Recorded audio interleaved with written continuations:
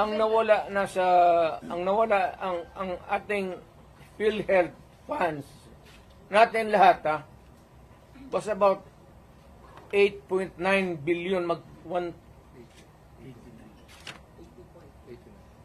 89 billion.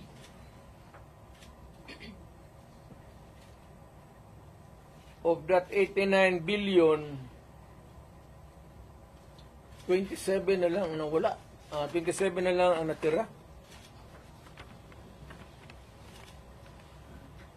Paano yan? Hindi man maano ng Kongreso. Ang atin is, bakit nila pinakialaman? Pero Mr. President, if you see that it is really, may estafa case, na yan, ang problema ganito, if we're going to file a case sa court, but the justice system, the court is a government thing. No, di court ang pumapasok ang Supreme Court.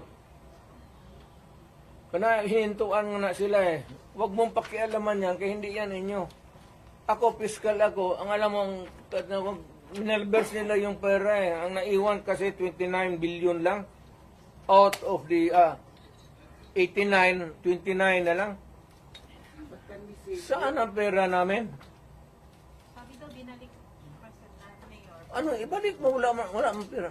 Maghiram nga ng pera Ang gobyerno na ito, walang project. Wala kang nakikita ng project. Maintenance na lang. Kasi ayuda, akap, ayuda. Tupad. Yun, naubos doon. Naubos ni Romualdez kasi Romualdez, congressman lang, pero left and right ang pamigay niya. May tag 5,000 kayo ngayon. Nakita ko sa CTV kagabi. Pera natin. Sus Maria Joseph Ginoo Romualdez, oy.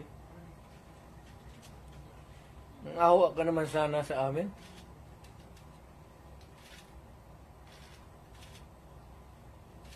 Yung 89.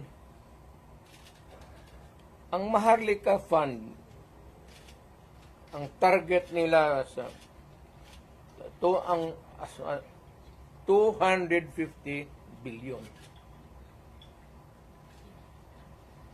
Kinuna nila ang GSIS ng 62.5 billion. Yan, pera rin ng mga taga-gobyerno yang empleyado. Kami sa namin,